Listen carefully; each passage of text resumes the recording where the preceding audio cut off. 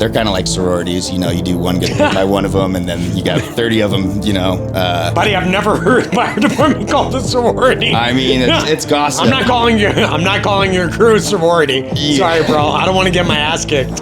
I mean, it's just you have one embarrassing call, and before you're even back to the station, people are like already ready to gag on you.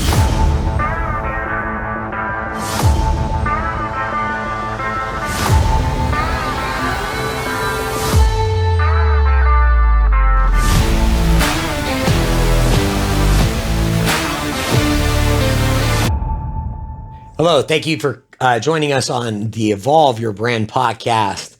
I'm your host, Oli Emerkees, and our show is owned, produced by the wonderful team at Icon Industries. Can't thank Shane, Steven, Shane, the whole entire crew at Icon Industries. They are phenomenal. They make all of us look good. Welcome on, Max. So excited to have you. Thank you so much, Oli. I'm through the roof to be here. So I had to say your name off air. You got a cool last name, bro. Walther? It's been mispronounced my entire life. Did I say it right? Yep. Most people add an S after, or a T that's not there, or Check all of mark that. For the host. Yep. I said the last name right. You think that's easy? You join me. So Max, you're a financial representative, but you are so much more than that. Thank you. So what do you do for a living? So I'm a financial representative. I'm a comprehensive financial planner. Okay. I work for a big firm. And essentially it's creating roadmaps to people's life of letting them know what's attainable. Okay. Taking a 30,000 foot view of what they're currently doing, what they have implemented to get to the goals and the time that they want to reach them, and helping them fill the gaps that they may or may not see. There's this saying in my industry, your friends become your clients faster than your clients become your friends faster than your friends become your clients. And truer words have like never been spoken. Right. And it's insane. I just had 2 clients last week that had children, you know, and after they called their mom and their dad, I was the third call. So I become part of people's families. And for me, that's amazing. Human connection is the driving force. So I love that it gets to fill that part of me in. We talked a lot about human connection, you know, and for the short time I've gotten a chance to know you a little bit. I've never felt like your job is money driven. It really is connection driven. Where does that come from for you? It goes back to your why. Why do you do what you do? Okay. My story, I didn't wake up one day and think I was going to be in finance. I've worn a lot of hats in my life. But always kind of in the spirit of high achievement, competition, paying it forward, community service, public service. And I was a firefighter for, over half a decade before I switched into finance. And before that, I went to law school. And before that, I was a professional tennis player. And people always have to fact check me because they're was kind of like, I'm sorry, you were a professional what? Tennis player. Get the fuck out. It doesn't look like it now. This is a lifetime ago, but everything that I do, I'm kind of very much like, I feel like you, Oli. You have 2 speeds, 0 or 100. So it's either I'm very into something or I'm just not interested at all. But with that, it's kind of been, all of it has been leading to what I do now, which I have done things at a very high level that I'm proud of, but I think I was truly put on this earth to do what I do now. I've never been more naturally talented at something in my life, and that is with all humility. I don't want to come off overstating my status, but I love what I do. You're an all-in person. Absolutely. You're an all-in person. I mean, it sounds like everything that you've accomplished in life in 33 years, mind-blowing. Okay. So talk about your parents though. Let's go back to that because you made a comment about each one of your parents and that really stood out to me, like how much respect and appreciation you have. Can you kind of talk about that for a second? Like, where'd you grow up? How did you grow up, and where does the bond come from with your parents? Absolutely. So I have 2 parents. They're still together. My dad's 70 years old. My mom is 59. And they were high achieving parents, very loving. And my mom was a trial attorney for 30 years. And I remember when I was young, I would go, I think that I'm my mother's son for sure.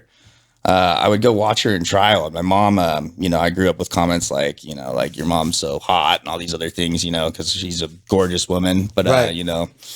I would grow up with like kind of like those little snide remarks and stuff. But I also got to see her at a young age. I'd go to court and I'd watch my mom do her job, and I would just see the other, attorneys kind of just like licking their chops, thinking this little dainty woman, we're just gonna bulldoze, run right over her, like not take her seriously. And then I watched my mom just eviscerate every single person that she went to trial with in all 30 years of her lawyer career.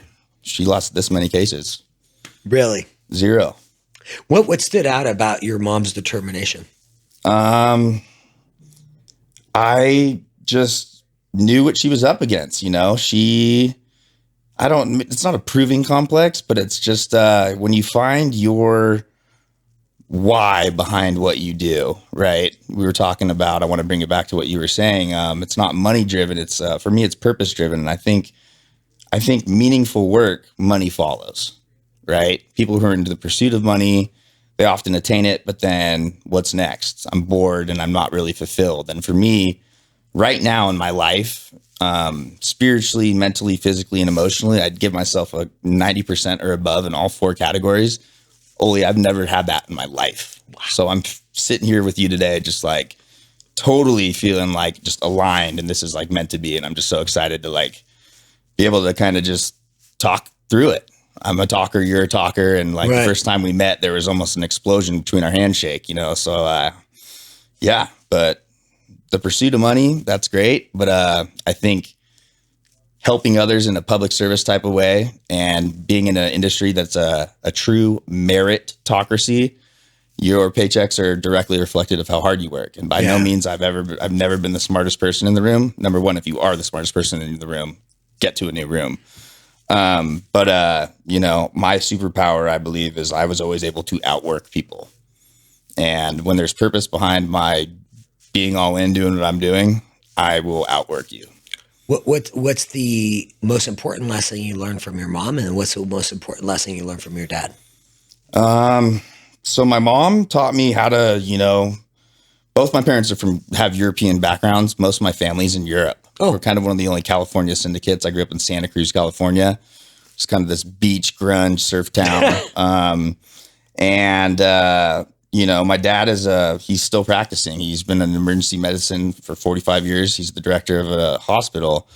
And I know that sounds like I came up very privileged and all these other things, but Santa Cruz is kind of a rougher place to grow up. And a lot of my friends that I grew up with didn't have as, stable circumstances as I did. So I really grew up with like my house being the neighborhood house. Right. You always had a warm bed to sleep in. If you couldn't drive because you were sober, like my mom would come pick you up, no questions asked, warm meal. And so like a lot of my friends, and a lot of my friends to this day, like they become family. I grew up with a house of, like 8 people always living there that weren't my direct blood siblings, but they were my siblings. And, that's kind of how it was. Surfing kept us out of a lot of trouble. And unfortunately, Santa Cruz, just like a lot of other places, there's a lot of them struggled with, drugs and, abusive families and stuff. But truly, it takes a village. And I feel like I was lucky enough to be, born across the street from a really good surfing break. And I just, instead of people parking in the parking lot to go to the beach, like, my heroes that were on the posters on my wall pro surfers would be parking in my driveway, saying hi to my mom and dad. And that's kind of, I grew up just like around these people that were giving it all into the sport that they loved. And then I was just better at tennis. My brother's a phenomenal surfer. I surf decently, but like tennis was my way out of Santa Cruz, so to speak. Really? So yeah. Okay. So tell me that was about a lot. this. I'm sorry. No. That's great. Tell me about the tennis thing. Like now my mind has just been focused on tennis. When did you start playing? Like who inspired you to play? Like how did that whole thing go? I'm fascinated. Okay. This is going to sound crazy because people ask me that a lot just because how I look now. Tennis has always been in my family. Tennis and surfing is like my family's the go-to. Yeah. My dad's very German, and the Spanish side, surfing, right? But my dad was a really good tennis player, like very, very high level tennis player. Okay. And I started playing very young. And there's 2 types of sport parents, right? And I just have always had this drive inside of me that wasn't, like the ugly baseball coach dad that's like yelling at his kid for striking out. Like I was waking my dad up, who was, lucky enough to drive me to the tennis court in 6th grade so I could hit X amount of balls before I went to school at 4 a.m. Right? Because I didn't have a driver's license then. For me, it was a math equation. I knew I had to hit 10 million balls before I was 18 to even have a shot on the pro tour. My ceilings were covered with X's with duct tape. I would just be tossing balls so that the fuzz of the tennis balls would barely touch the ceiling for my first serve, my second serve. But I wanted it. And I wanted to, I had a hard time in the beginning of my life managing expectations. And then separating my identity from, because I'm an all-in guy. Right. So, when I lost tennis, that was like my first heartbreak. It wasn't even over a girl. It was who the fuck am I without this sport? Because every time, I moved to Barcelona when I was 15 to go play over in Spain on the European tour, and it really grew me up quick because I went over there by myself and was living in a house with a bunch of older Australian and English. Max, you're a fucking stud, bro. I mean, you went to Barcelona at 15 to go to a pro camp. Yep. And how long were you there? Years. Nice. Yeah. Somehow got a high school degree because I was kind of living out of an airplane and just, living that life. And it was with all of my heart, it was everything that I did revolved around that. And it really taught me discipline at a young age and just like what it took and who wants it more. And that's kind of what I bring into business. Like, how bad do you really want it? Because there's always someone that's going to be better than you. That was a really hard lesson when I was young. Okay. Perfectionism is the recipe for depression. I learned that at a young age too. So managing expectations. You must have been depressed a lot, man. I until recently, kind of redefined my relationship with myself because I would beat the shit out of myself. Congratulations. People who always go carrot or the stick. I'm like, fuck your stick. I'm harder on myself than your stick as ever could be, So, but I'm getting better at that, right? And there's so many cliche things you can say, like, oh, you just got to love yourself. But truly, there's power in that. But like getting to a point where you can like look yourself in the mirror and handle the stuff that maybe you've been putting off to like level up. That's kind of what this last year's been about. And it's been transformative in my business, in my personal life, and kind of just the way I carry myself walking through life. 100 miles an hour. So you're a real fucking man. I mean, if I was to find a real man, I would say you're fucking, you fit the profile. I appreciate that. You're into your health and fitness. You're into your mindset. You're into the circle that you keep. You're working on being the elite best of yourself for yourself. Absolutely. How is it that you keep up that intensity level and not overwhelm people right now? In the beginning, I think self-awareness is a huge thing. I was not always the loudest, but intensity-wise, it's not on purpose. It's just the lava that's in my blood. I've learned how to scale it back, but I also don't think it's a bad thing. My presence shouldn't make other people's uncomfortable. Like you sit down with me one-on-one for 10 minutes, I'm not going to rip your head off. You might meet me and think that, but, the intensity is, I think there's a time and a place for it, but it's a good thing knowing that I have in my back pocket. And also throughout my entire life, I think I'd been doing most of the job that I do without knowing I was doing it, which was just networking and just like, I love meeting people. You never know who you're going to meet that might change your life. And I did that my entire life and befriended so many people across the world because I was able and privileged and lucky enough to travel.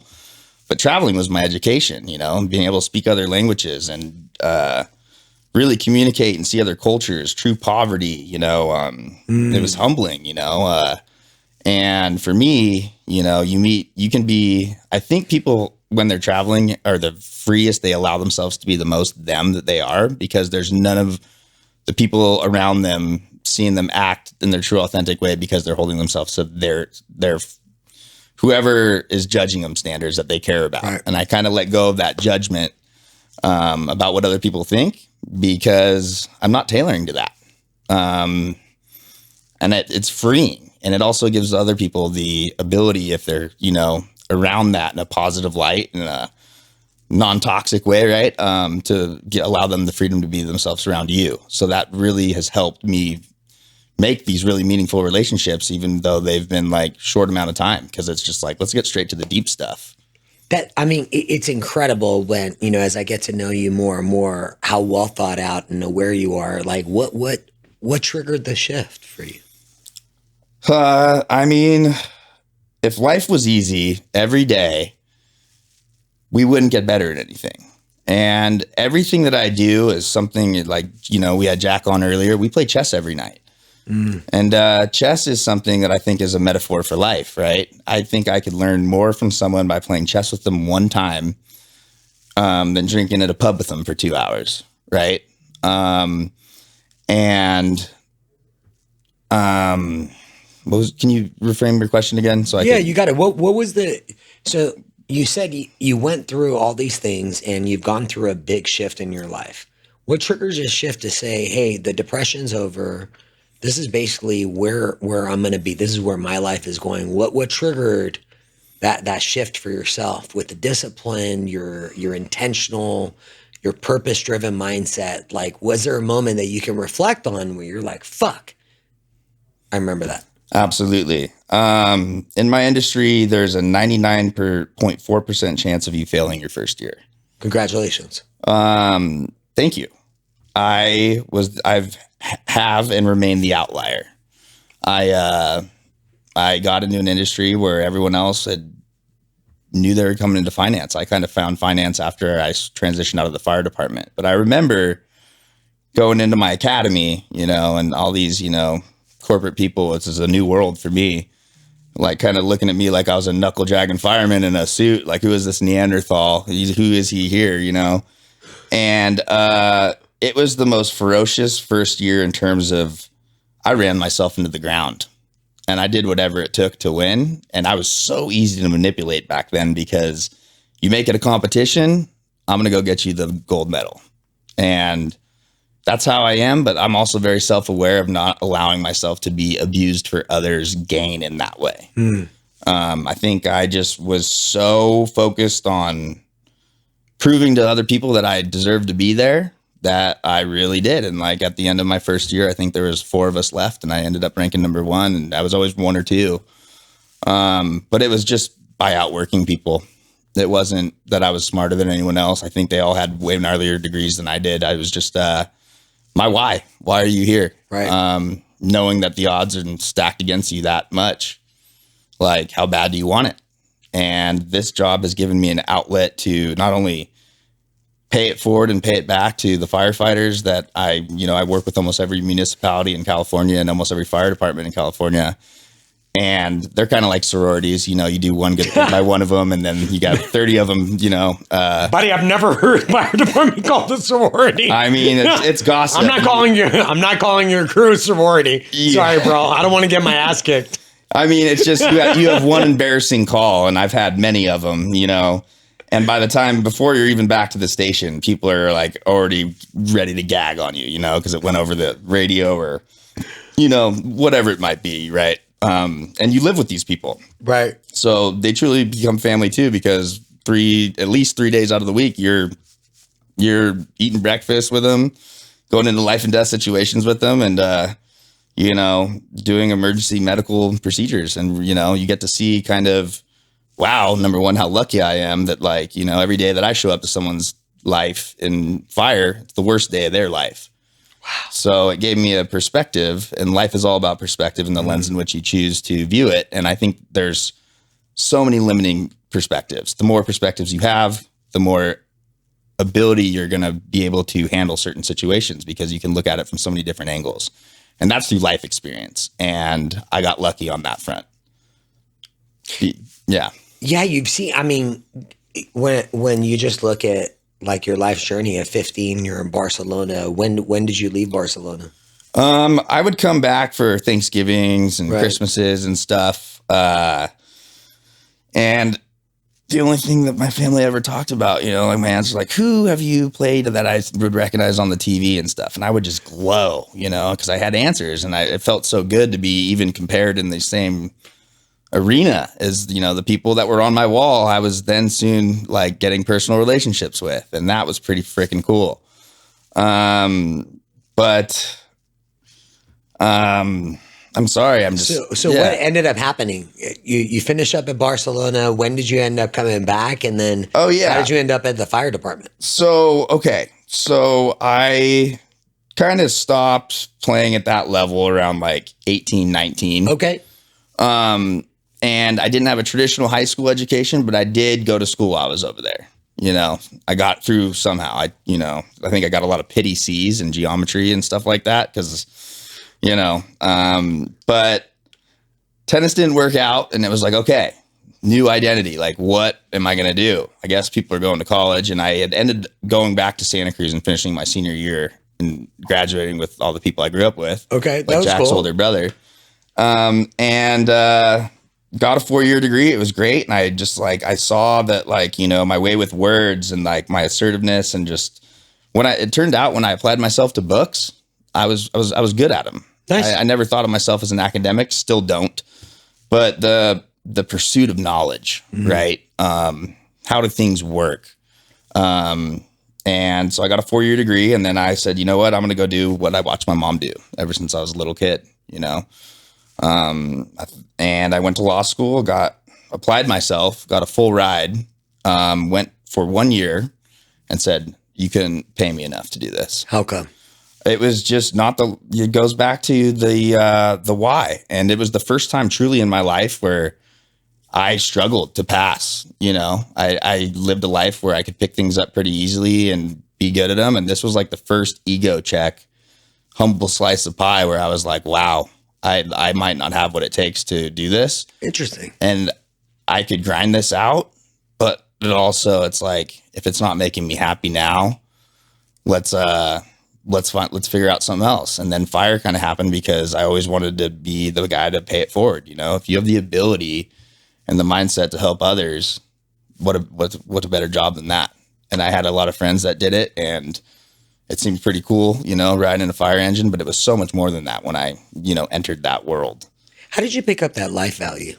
Life value? Yeah, the paying it forward, giving back. I think just kind of like my growing up situation, you know, I saw my parents do it, and like as little kids, we're sponging up so much, but there's a lot of little subconscious things that kind of happen, you know. I remember my mom used to take me to the bus stop with my little brother, and she would always say, make the right decisions, be nice, and, you know, do what's right. And just little things like that, right? So the paying it forward part, and then my dad in the medicine field, you know, and doctors, I hate working with them. And they're amazing people, but my dad is the opposite of my mom. He's emotionally just shut off. He's the life of the party. He's so funny.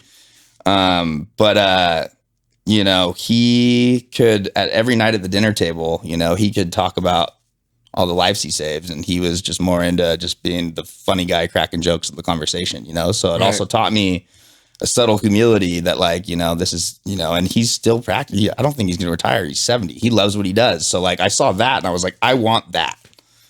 So I tried, and until law school didn't give me that feeling that I saw my dad have. Fire, eventually I burned out, no pun intended, for a variety of reasons. And then it led me to this opportunity that I kind of took, and it was like, wow, I get paid to be me. I didn't think that was ever possible, you know? And not fucking crazy. Not only that, but I get to help people too. Like, fuck. All right. And then comes the knowledge, which is all this stuff that they don't teach you in school. And that to me was the first time where studying didn't feel like studying. It was like I found this, you know, majestic library, climbed the ladder to like the shelf of information that I'd been seeking my entire life, opened the first book, and then it was just like, feed me more of this knowledge. Feed me more of this knowledge. What was that book? Do you remember? What was that first book that you read? You're like, oh, the first book that I read that changed my life at 18 years old was Napoleon Hill's Think and Grow Rich. Okay. Burn your boats. I have it tattooed across my chest. That has been my mentality. Oh, do you? Oh, I do. Okay. This is after the scenes. We're going to show this. But that story behind that saying, because people say burn your ships, burn your boats. I took that when I was 18, literally. when you leave, there's this ancient Roman general named Publius Verus, and he's rowing his armada ships across the Aegean Sea to go conquer an island in Greece called Crete. And it's like that first scene in Troy, their beaches land on the sand. There's whistling arrows going by helmets and all that stuff. And first order this general gives is burn the boats, burn your boats, and so how much harder do you think his soldiers were swinging their swords, knowing that the only way forward was winning? And I based a life off that mentality, and it's taken me quite far. But when you eliminate losing off the board, what can't you do? Yeah. And winning with purpose and winning elegantly. There's ugly winners too, so you always want to be a humble in your winnings, but it's not, I don't want to structure it like it's just about winning. But at 18, when I read that book, it was just about winning. Yeah. Now it's become something completely bigger and more, empowering than that. But also that attitude, I just think is never far in the back of my mind. Have you reread the book recently? I try to reread it every 2 years because it just keeps you sharp. And it's like it's like watching a really good movie. You notice things every time. And going through different stages of your life, certain things speak to you more at certain times of your life. So the burn your boats when I was 18, I was like, that is just a philosophy that I'm going to keep for the rest of my life. But then there's other things in that book where it's just, vision statements. I'm huge on those. I write one every 6 months, and it's really a letter to my future self in the first person. There's a date on it. And it's, you write all your goals as if you achieved them. So like, for example, it is July 21st, 2024, and all the things that you want to accomplish. And then you write this thing, and then I brush my teeth to it. You memorize it.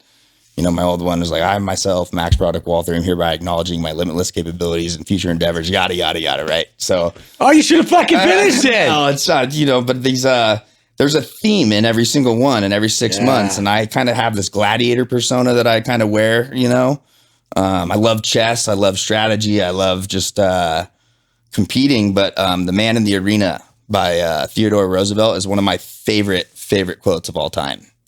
And that's, I just, you put it in front of you, you read it, you believe it. And really what that book taught me is like, if you say it enough and like, if your vision statements get an emotional response out of you, because you're reading it every day, multiple times a day, the days you get the shit kicked out of you, you're reading it. The day you win, like, and have a great day where nothing goes wrong, you're reading it, but it's still, mine get me teary eyed. And the new theme of my newest one, it's called Buried Feathers, right?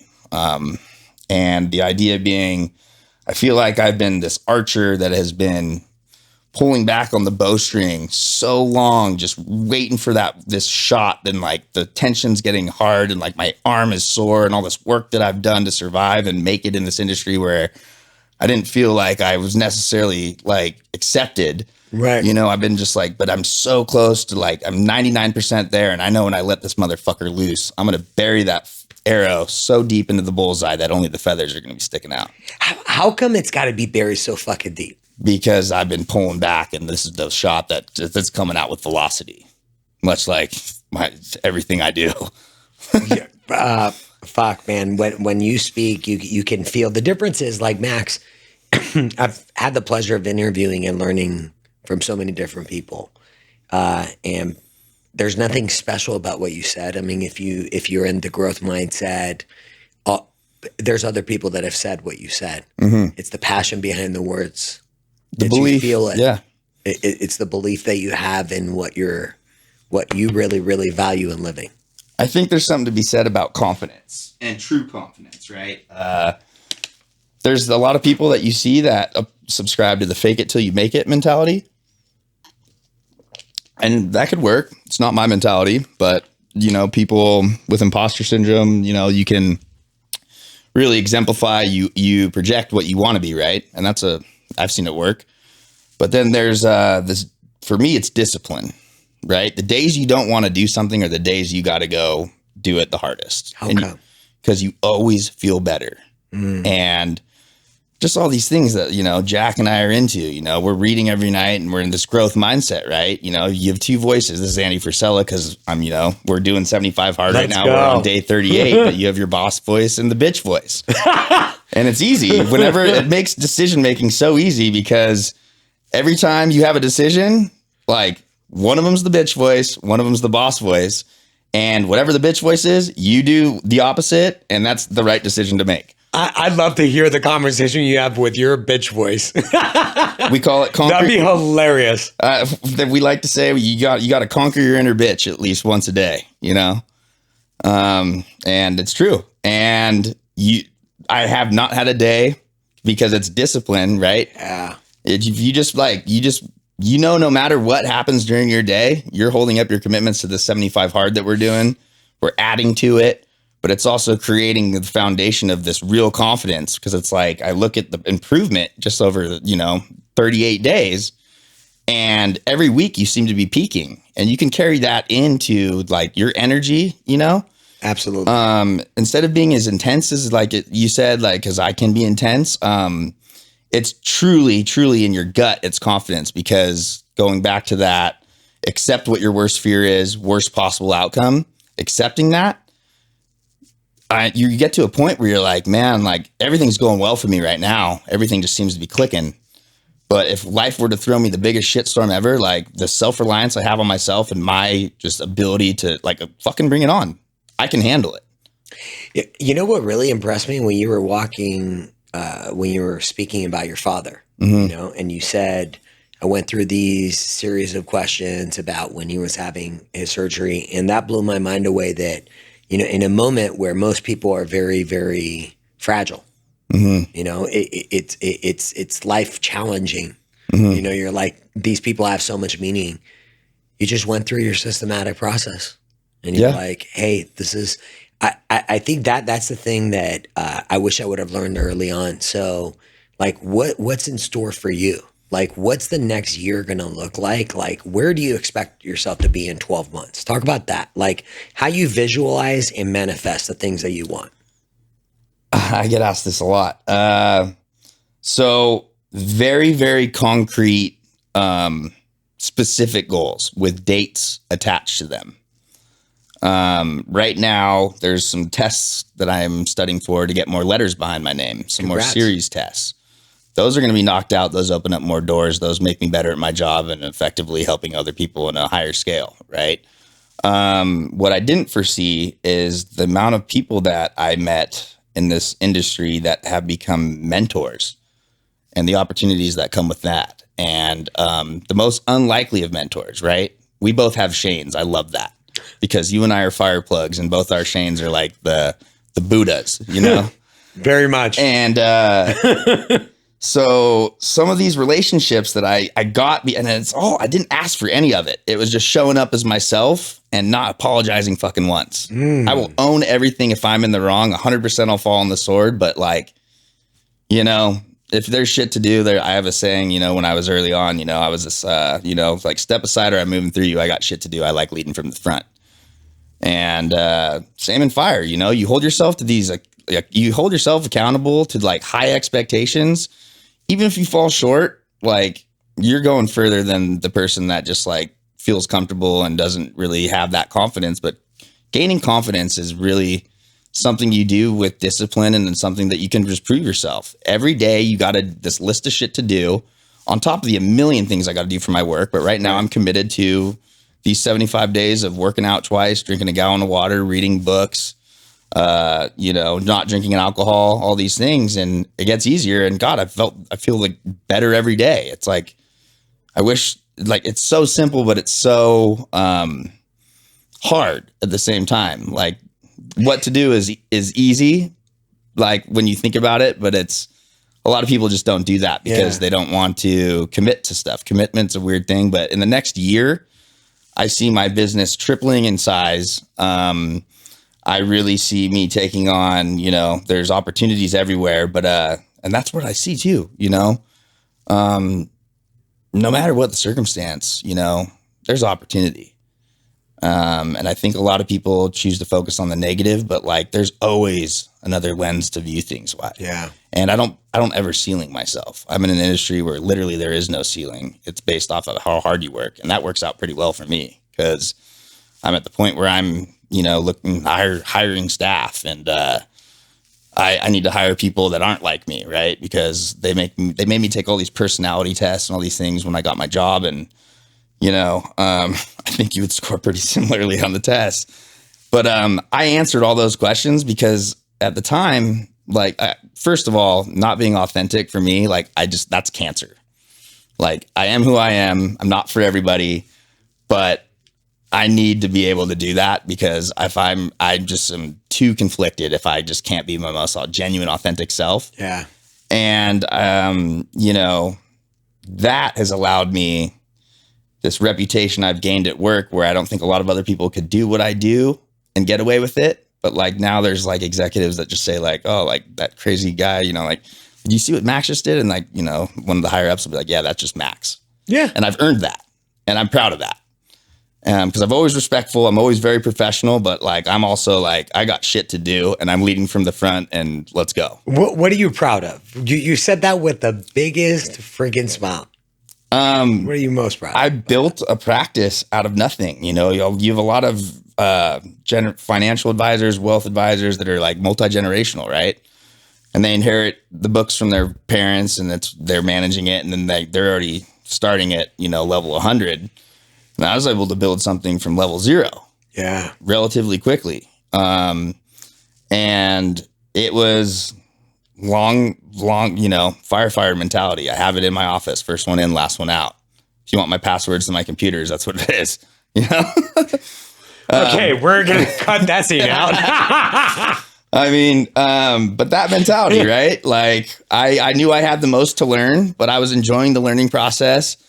And right now in my life, I just think nothing is unattainable. I want to be on Forbes before I'm 40, but it's not that I want to. I will be, and I say that I will. You will be. You will be. Max, like sitting here just listening to someone, like yourself, like there's no doubt. No one sits here and doubts that you're going to accomplish what you set your mind to, because you have the one thing that I think we all need more of, which is set your goals and get to fucking work. That simple. Bitch voice and boss voice, Yeah. But then how bad do you want it? How bad do you want it? Because there's always someone that wants it badder. And I know that's not a grammatically correct word, but someone wants it badder than you. But it's and so those true. are the people that like I like being around. I feed off that. Iron sharpens iron, and I surround myself with people that I'm constantly learning from. I like feeling like the smallest fish because I'm still in growth mode. A lot of people are in cruise control mode, but I'm learning in ways of just like putting myself in situations and,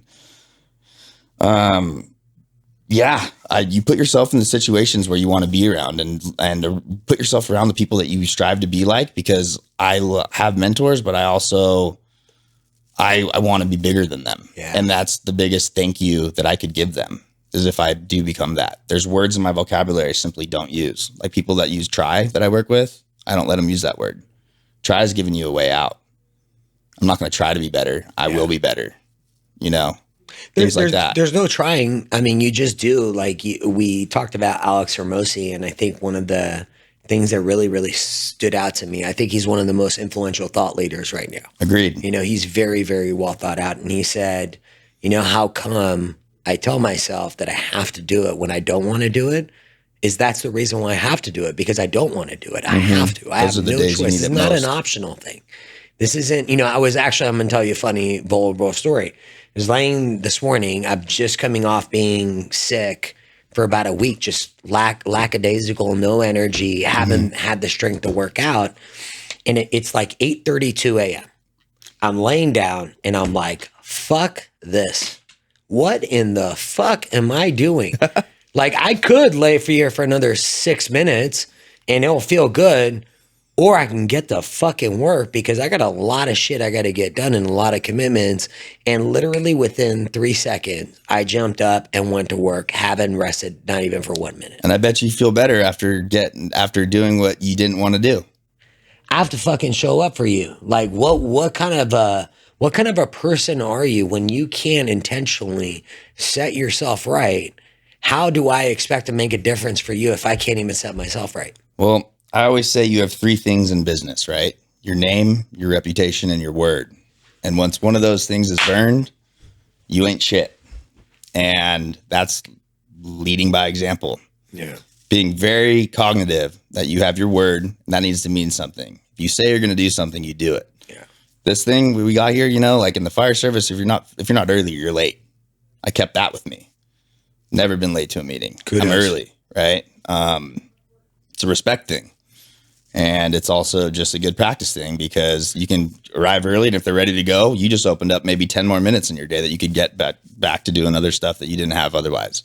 Time management has been a huge thing that I keep on coming up with Hermosi and all these other people that we talk about that are just like, God, I just like want to emulate them so much because I feel like, I'm just now starting to harness all this power, but it's real power. It's true belief. And it's really exciting. It's phenomenal to watch. And I don't know if anyone shared this with you, but if I were you, I would speak at high schools. I would love that. I love speaking publicly any chance, anywhere I get. Yeah. Cause I think if, a lot of the times, like we're all flawed. We all have things that we need to work on in life. And if we have more people that are in their 20s, 30s, vocalizing, like you had talked about how different the goalposts. I do all these things. I'm gonna where is this shit? Yeah. Like I was told all these things that were gonna happen if I work hard and I'm gonna be a millionaire and all that. So talk about that. Like, are you passionate about going out there and influencing the youth and making a difference? You were a firefighter. You gave back. Like where are you heading about making an impact on your community that's bigger? 100%. Any opportunity I get to go be in front of people and connect with them in this type of way, I'm going to take it because 2 people out of the 100 people that listen to you might take something out of it. That's a win. And, financial stability, we are in a really, really weird, kind of point in time historically, right? Going back to what you were saying, one of my marketing team people that I'm working with, she talks about pain points. And this comes up in a lot of meetings that I have because I feel like there's some angst with people that are my age. I'm 33 that grew up with the formula. It's like, if you work hard, go to school, get a good education, do what's right, you're going to get a good job. You're going to be able to buy a house and be a father and then right off into the sunset. And that formula far along, it's not working for people. And there's this kind of generational frustration, right? Because we feel alienated from our parents and my parents they're the most amazing people in the world, but like they're living in their reality, which is not my reality. And it's, so that's like, it's hard to justify all the things that I do because I've just like I've started over so many times, but it's just like, I'm going to start over until I get it right. And I finally got it right, but I still have a long road of things, and I'm not proving anything to anyone else except myself. Cause you just keep on setting goals and making goals. And then you're like, who the fuck am I proving stuff to anymore? But I still like, it's not like there's always going to be another mountain. You got to know when to take your armor off and put your sword down. But, I don't feel like that's anytime soon because if you're enjoying the work and you're still helping people, but, young kids are tough. High school kids are tough. I remember what I was like in high school. I just finance in general, like I wouldn't want to listen to that, hormones are going crazy and just all that other stuff. But I think there is a lack of education in just baseline financial knowledge, like retirements, like every time someone gets a job, right? That you have like the HR person or the finance person, come in and you just sign paperwork and you don't know what you're fucking signing, companies give you matches on, your retirements and all these things. But like, really, like we should be learning that earlier, right? Just simple things, right? That I think would just give people more understanding and then kind of illuminate the world and the industry that I'm in so it's not as mistrusted, right? Because it's really, you have people like me or Uncle Sam. And, you know, Uncle Sam's going to do with you whatever he does. But a lot of people, like, sadly to say enough, choose to be, you know, the Uncle Sam way. And you're going to lose every time to that. And knowing the rules to the game, what do you have to lose? Because that's really all it is. It's just knowing the rules in a rigged game, kind of. It is 100% a rigged game. I was having this fascinating conversation with a family that I'm working with, and they were talking about their frustration with the banking industry. Mm-hmm. Okay, and I agree with them wholeheartedly. I said 100%. You know, I agree with you. Now what? What did they say? They say? What did they say? What did they say? They said that I don't agree with it, and I'm not going to buy into the game. And I said, you'll never be a homeowner. Yeah. And that's kind of the weird psychology, right? There's a really weird thing that's happening in human psyche. On that, in your industry. Well, a lot of what I do is education a lot in my meetings, right? Because if I can make you understand, I know that I'm going to do business with you, but I also know that I'm doing as a fiduciary, like, you have to do what's right for the client no matter what, right? Yes. And I pick and choose who I work with. Absolutely. I've turned away people that make a ton of money, but morally we just didn't align. Because I'm going to be working with you for the next 30 years. And, like, I have an asshole free policy and all that. Helping people get out of their own way sometimes, right? And that's through really boiling down some very, abstract thoughts, but formulating in a way where it's easy to digest. Like, I like to be able to explain this to a sixth grader and have them understand it.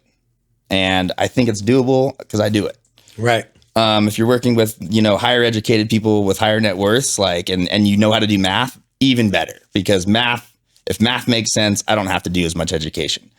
But the trust thing, I'm a referral based business only, right? So, like, I've never made a cold call for this, and I have people knocking my door down, and that feels good because I only work with who I want to work with, and I don't care about the size of your bank account. It's the content and character of your heart. Do we align? Because I'm going to be in your life for the next 30 years, right? And your clients become your friends faster than your friends become your clients, and my friends become family. So, Max, I think this is the new wave of how business is going to be done. I hope so. Relationship Something needs based, to change. Trust based. It's caring based, and it's connection based. Driving force of a good business is human connection. Yeah, especially with what you do. I think way too many people in my industry, their relationships are transactional. Yeah. And for me, that was kind of one of the things that I wanted to steer away from.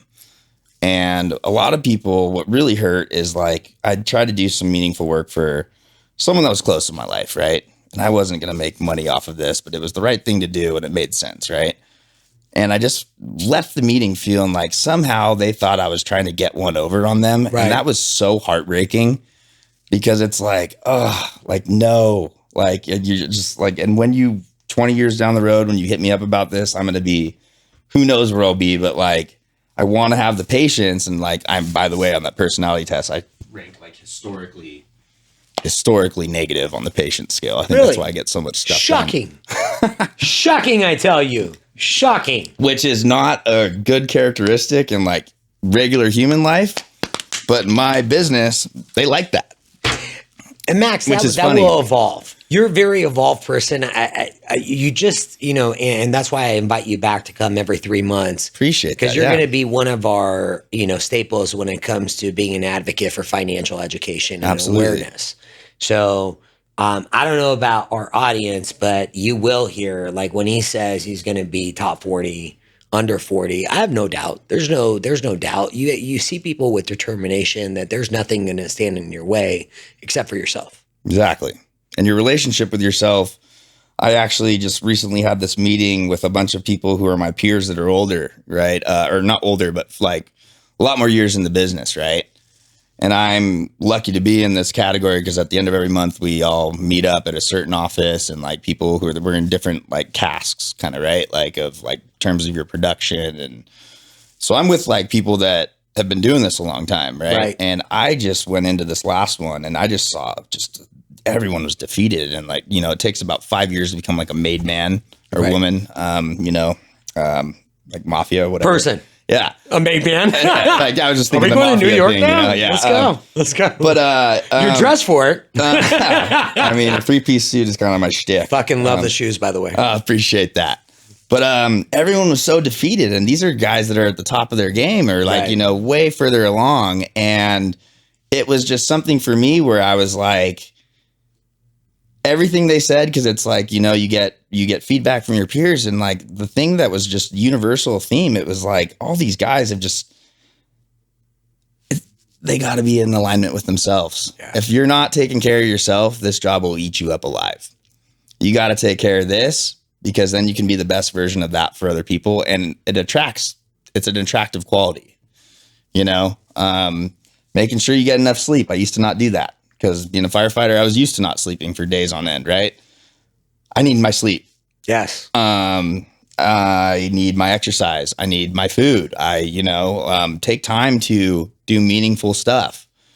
Grind. Like, this is a really Western culture type of thing, right? We view, and because my parents are European, you know, like in Western culture, we view any sort of self-betterment, mental health stuff as laziness. Shit, I lived in Spain. They take siestas, and their per capita, like in their country's happiness, higher. No shit. Shocking. Like, yeah. Like, shocking, I fucking tell you. Like, but the formula in the US is like you grind, and like so many like of these jobs that people take, it's like, you know, you're willing to just take the shit sandwich and knowing that you're going to move up if it's your forever company or whatever. Right. And that, if I had gotten a job like this when I was out of college, yeah, I would have been able to do that. You know, I did that as a probationary firefighter. You know, I've done it. But you get to an age where you're like, okay, I'm competent. I know more in life with humility. I've had more life experience, and I'm not going to be taking shit from some little pipsqueak that's 10 years younger than me that like, whatever, right? You're going to be professional, but you're also gonna be very direct and assertive. I say what I mean, and I mean what I say. And when I tell people, you know, like my staff or whatever, I make them repeat it back to me. I treat this job like a firefighter would, you know, a lot of the same principles. I'm applying them to business now, but they're simplified, but it's also, they work, right? If I'm holding myself to the standard, the expectation is that everyone else is, or what are we doing? Bingo. And what are your results right now? You said you've achieved what? They've never been better. My business has doubled within 6 months. Client acquisition is going amazing. I'm giving more and more, traveling more, giving speeches to fire departments. Not a niche person, but I really did figure out something in, you know, with firefighters and people with pensions that like kind of was just like a stone that people knew about, but they didn't want to unturn it. And I noticed really early on, like, you know, there's this financial, like, kind of pretentiousness that people think just financial people are pretentious, that they think they're better, superiority complexes or things like that. And like, I was like, why is no one working with firefighters? You know, like they're making $250,000, $300,000 a year. That's good money. And a lot of people kind of just are like, yeah, it's blue collar or whatever, you know? And I'm like, these are the fucking people that show up to your emergencies. You know, these are the people that show up to your emergency. So, but also I've done the job and I've seen how it plays out. And this thing that I figured out is so beneficial to firefighters, but I want to keep on learning and finding these little unique things that other people haven't done to reach more people and audiences. And also, you know, really like pay it forward. That's fulfilling to me, and it's rewarding financially and spiritually. Right. So that's kind of it. Max, I want to thank you for coming on. This is just, episode 1 of you being on. Like, I'm happy. I'm so grateful. It's such a, like, just to hear the different lives that you've lived. I think it's a great example for that. The limits that we have are the ones that we present ourselves. That we make ourselves. Yeah, absolutely. Like, I genuinely had so much fun just getting to know you, getting to know your story. And I think this is where everything starts. Because once people understand your story, they understand how hard you work to achieve the success that you do. So I'm thoroughly just appreciative that you came on here. We're so open and so transparent about like life.